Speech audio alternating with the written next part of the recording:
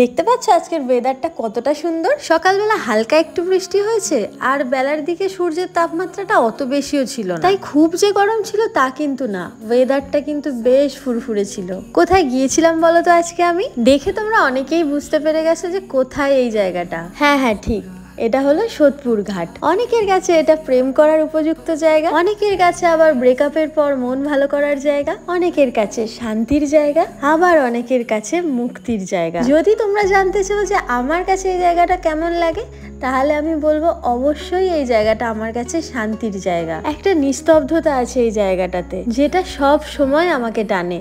এইবার বলি যে কেন গিয়েছিলাম আজকে আমি এখানে। খুব ইম্পর্টেন্ট কিন্তু একটা কারণ, শোনো বলি। কিছু মাস আগে শুনেছিলাম শনি দেবতা মানে বড় বাবা তার একটি স্থান ছেড়ে আরো একটি স্থানে এই বছর প্রবেশ করতে চলেছেন। তাই একটা মাটির প্রদীপের মধ্যে 1 টাকা 2 টাকা বা 5 টাকা যে কোনো একটা কয়েন রেখে তার মধ্যে তিলের তেল দিয়ে প্রদীপটাকে জ্বালিয়ে রাখতে হবে, আর তারপরের দিন সেই প্রদীপটাকে কোনো পুকুর বা গঙ্গার জলে ভাসিয়ে দিতে হবে। কিন্তু তারপরের দিন এই প্রদীপটা ভাসানোর জন্য আমার হাতে একদমই টাইম ছিল না, কারণ আমার তো ছিল অফিস। আমি পারলে রাতের দিকেও ভাসিয়ে দিতে পারতাম, কিন্তু আমার রুমের আশেপাশে কোনো পুকুর আমার চোখে এখনো অবধি পড়েনি, তার কারণে আমাকে গঙ্গাই বেছে নিতে হলো। এইবার তোমরা অনেকেই বলতে পারো যে তুমি তো অন্ধবিশ্বাসে বিশ্বাসী, কিন্তু সেটা একেবারেই নয়। কারণ পুজোর কিছু আচার আচরণ বা নিয়ম বিধি মেনে চলাটাই আমার মতে মনে হয় ভালো। এইবার এটা যার যার পার্সোনাল ওপিনিয়ন, সেখানে তো আমিও বলার কেউ নয় আর তোমরাও বলার কেউ নয়। যাই হোক, আমি সোদপুর পানিহাটিতে এসেছি আর আমি ইস্কন মন্দিরে যাব না, এটা কি হতে পারে?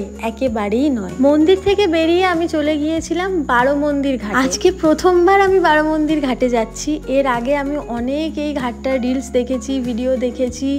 আমার খুব ইচ্ছা ছিল যে এই ঘাটটাতে একদিন যাব। আজকে ফাইনালি যাওয়ার টাইম হয়েছে। স্টেশন থেকেই এটা যাওয়া যায়, একটা টোটো ধরলেই একদম বারোমন্দির ঘাটের সামনেই নামিয়ে দেবে। কিন্তু টোটো করে যাওয়ার আমাদের কোনো ইচ্ছা ছিল না, আমাদের মনে হয়েছিল হেঁটে হেঁটে যাই, অনেকটা রাস্তা হাঁটতেও পারবো, গল্পও করতে পারবো, ফটোও তুলতে পারবো। তার জন্য আর অটো বা টোটো কিছু ধরিনি, ওই হেঁটে হেঁটেই পৌঁছে গিয়েছিলাম। আর আমরা যেহেতু ওই দুপুরবেলা করে বেরিয়েছিলাম, তার জন্য আমাদের হাতে অঢেল সময় ছিল। আর আজকের পরিবেশটা এত ভালো ছিল, তোমরা জাস্ট দেখো ভিউটা কত সুন্দর লাগছে দেখতে। আর আজকে যেহেতু রবিবার ছিল না, তার জন্য ঘাটে ভিড়টা অনেক বেশি ছিল। আর আমি ওখানে দাঁড়িয়ে দাঁড়িয়ে ভাবছিলাম যে কোন জায়গাটাতে গিয়ে একটুখানি বসবো যেখানে একটু ফাঁকা আছে। আর সেই জিনিস খুঁজতে খুঁজতে আমি একটা খুব ভালো দৃশ্যের সন্ধান পেয়ে গেছি। দেখো আমার মাথার উপর দিকটা দেখো, পাখিগুলোর বাড়ি ফেরার সময় হয়েছে, আমার মাথার উপরে গোল গোল করে ঘুরছিল। হ্যাঁ, সেটা আলাদা ব্যাপার যে আমার মাথার উপরে ওরা পটি করে দেয়নি। যাক, বাজে কথা রাখি। আরো একটা জিনিস দেখো, ওই দেখো সূর্যাস্তটা গঙ্গার সাথে যখন সুন্দরভাবে রিফ্লেক্ট করছে, কি অসাধারণ যে লাগছিল দেখতে ভিউটা। আর তার সাথে এই কৃষ্ণচূড়া গাছ, আর কি লাগে বেঁচে থাকার জন্য।